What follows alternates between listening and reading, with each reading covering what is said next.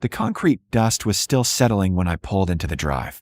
Where my boathouse had stood for 37 years, there was nothing but rubble and a backhoe parked in the shallows. The operator was smoking a cigarette on the dock, boots dangling over water that wasn't his to touch. I didn't say a word. I took out my phone, photographed everything from 6 angles, and walked back to my truck. Then I opened the glove box and pulled out a document I'd carried since 1987. The deed to the lakebed. Every square foot of it. 300 acres of bottom land the HOA had been using for free since the day they incorporated, completely unaware they'd been trespassing on my property for 16 years. They wanted to play enforcement games. Fine. I was about to show them what enforcement actually looked like. Let me take you back 3 weeks, because that's when this started, though the seeds were planted long before. My name is Raymond Cole. I'm 61, retired from the Army Corps of Engineers, and I've lived on Lake Halloway since 1987. The property came to me through my father, who bought it in 1974 when the lake was nothing but a county water project and a dirt access road. He built the original cabin. I expanded it. The boathouse came in '87, timber frame, built to core specs because that's how I was trained to build things correctly the first time. The Halloway Shores HOA didn't exist until 2008. Developer named Rich Kessler bought up the parcels around the lake, subdivided them, built 42 homes, and incorporated the HOA to manage what he called shared amenities. Boat ramp, picnic shelters, the community dock system. All of it built on the lakebed I owned, but never made noise about, because I'm not the kind of man who needs to wave paperwork at neighbors just to feel important. Then Vanessa Hirsch got elected board president last November. She moved into one of the newer builds, a glass-front contemporary that cost her enough money to make her believe she owned opinions about everyone else's property. She started sending violation notices in January. Paint colors, mailbox heights, decorative flags. Nobody pushed back because most of them were new to the lake and didn't know Vanessa had no authority outside the platted HOA lots. My property was not in the HOA. Never had been. It predated the subdivision by 34 years. The first notice I received was February 14th, bright yellow envelope. Inside, a 2-page letter citing non-compliant waterfront structure and demanding I submit architectural plans for the boathouse within 30 days or face corrective action. I read it twice, then filed it in the cabinet where I keep documents I don't intend to respond to. Vanessa called on March 3rd. I let it go to voicemail. She said the boathouse violated setback requirements under the HOA's Lakefront Development Code, and that failure to comply would result in enforcement measures. Her voice had the clipped, deliberate tone of someone who practices authority in front of a mirror. I did not return the call. I called my attorney instead. Frank Delacroix has handled property law in this county for 30 years. His office smells like old files and black coffee, and he bills in 6-minute increments, which I appreciate because it means he doesn't waste time. I gave him the notice, the original deed, and the HOA's governing documents, which I had pulled from the county recorder a week earlier. Frank read everything in silence, then set his glasses on the desk and looked at me the way engineers look at a structure someone built wrong. "Raymond," he said, "do they know you own the lakebed?" "Never came up. They built a boat ramp on your land. Docks. A swim platform. You've been letting them use it. Didn't see the harm." Frank made a note. "The harm is they think it's theirs. And now they're trying to enforce codes on property they don't have jurisdiction over while occupying 300 acres you never gave them permission to touch." He tapped the deed. "This document gives you riparian rights, subsurface rights, an exclusive use authority over every square foot of Lake Halloway's bed and banks. The HOA has been trespassing since 2008. I let that sit for a moment. What do? Send them a certified letter. Inform them your property is not subject to HOA covenants, and that their notices are without legal basis. Keep it clean. See what they do." I sent the letter March 9th. Vanessa's response arrived March 12th, a 1-paragraph dismissal stating that all lakefront properties fell under HOA jurisdiction per the Master Development Plan. She included a highlighted map that showed my lot inside a blue boundary labeled Halloway Shores Managed Zone. The map was fictional. My survey plat, recorded in 1974, showed no such boundary. Frank filed a formal cease and desist March 18th. It cited the deed, the survey plat, and the unlawful assertion of jurisdiction. It demanded the HOA retract all notices and acknowledge in writing that my property was exempt from their authority. Vanessa's attorney, a man named Colin Drexler, replied with a motion to dismiss, arguing that long-standing community practice established implied easements over the lakebed. Frank laughed when he read it. Implied easements require your consent or a recorded instrument. They have neither. This is going to collapse fast. It collapsed faster than either of us expected, but not the way I wanted.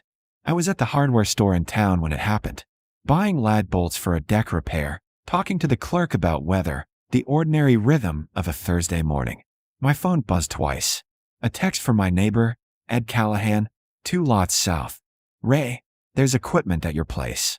I paid cash, drove back faster than I should have, and turned onto Lakeshore Drive to see the backhoe I mentioned earlier, a flatbed truck, and 4 men in hard hats standing in my yard. Vanessa Hirsch was with them, holding a clipboard, directing traffic like a site foreman. The boathouse was half gone. The north wall had been peeled away, timbers splintered and piled in the shallows. The roof sagged into the frame. I parked the truck, stepped out, and walked toward them without hurrying. Vanessa saw me and smiled. Not a friendly smile. The smile of someone who believes they've just won something. "Mr. Cole," she said, "we tried to reach you. You're on my property, destroying my structure. We issued multiple notices. You refused to comply. The HOA voted to authorize corrective demolition under emergency enforcement provisions." I looked at the backhoe operator, then at the crew lead, a man in a yellow vest with Barton Contracting stitched on the chest. "Who hired you?" I asked. The crew lead glanced at Vanessa. "HOA contract. Approved work order. Do you have a permit from the county?" He hesitated. "We were told it was handled." I pulled out my phone and started recording. "This structure is on private land not subject to HOA jurisdiction. You are committing criminal mischief and trespassing. I am documenting this for legal proceedings." Vanessa stepped forward. "The master plan clearly designates. The master plan is a marketing document. It has no legal authority over deeded property that predates your subdivision by 3 decades. Her smile thinned. "We'll let the court decide that." "We will," I said. Then I called Frank. He answered on the second ring. I told him what was happening. He said 2 words, "Stop them." I walked to the backhoe and stood in front of it. The operator looked at me, looked at Vanessa, cut the engine. "I'm not doing this with someone standing there." Vanessa raised her voice. "Mr. Cole, move, or I'll have you removed." "Call the police," I said. "I'd like that on record." She did.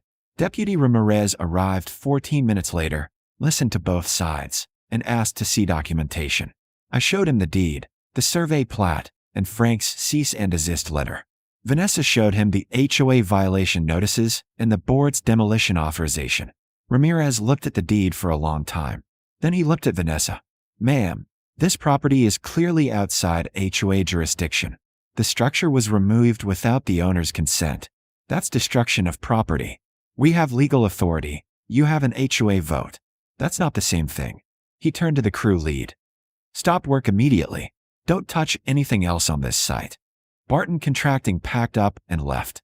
Vanessa stood in my driveway for a full minute after they were gone, staring at the ruined boathouse, before walking to her car without another word. Frank filed an emergency injunction that afternoon and a full civil complaint the next morning. Destruction of property, trespass, abuse of process. Damages calculated at $47,000 for the boathouse replacement cost, plus legal fees. The injunction froze all HOA enforcement actions pending a hearing. The hearing was set for April 22nd. I spent the next 2 weeks doing what I do best, building a case with the precision of a man who spent 30 years engineering things that don't fall down. I pulled every document related to the lakebed. The original 1974 deed from Halloway County, transferring riparian and subsurface rights to my father. The 1987 survey plat showing the boathouse location. The 2008 HOA incorporation documents, which made no mention of lakebed rights.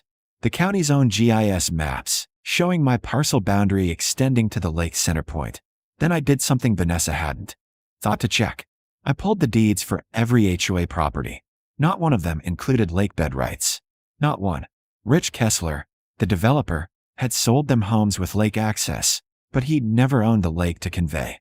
Every dock, every boat ramp, Every swim platform the HOA had built since 2008 sat on land they had no legal claim to. Frank reviewed the file and said, "Raymond, you don't just have a defense. You have a counterclaim that could cost them 6 figures. I'm not interested in bankrupting neighbors." "Then what do you want?" "I thought about that. An apology. My boathouse rebuilt at their expense. And a recorded easement agreement that lets them keep using the lake, with terms I set." Frank smiled. "That's leverage. Let's see if they're smart enough to take it."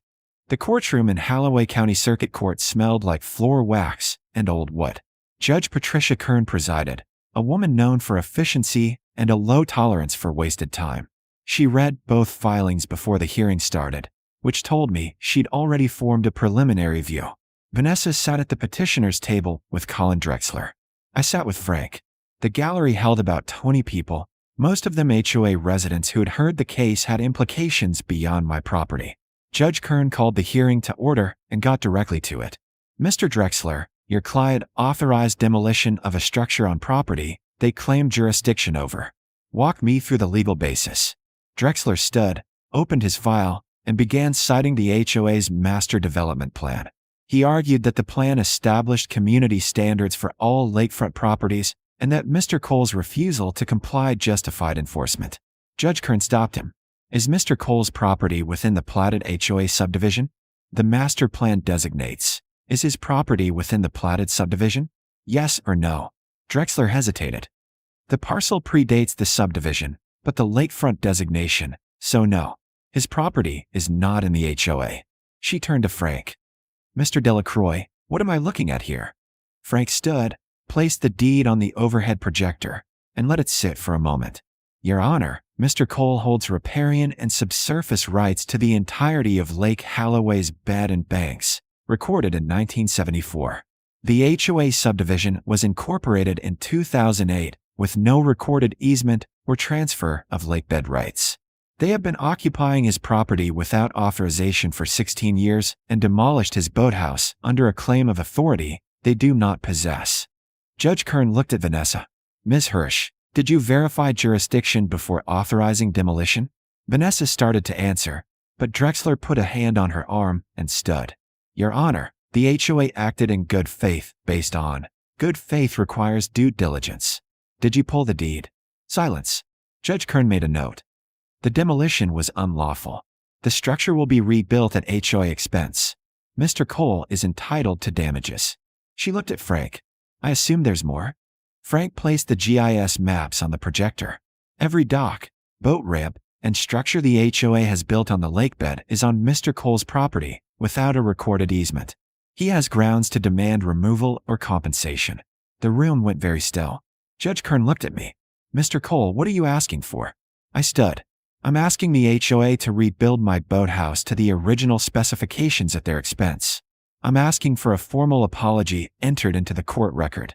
And I'm offering to grant them a permanent easement for reasonable use of the lake, with terms that prevent this from happening again."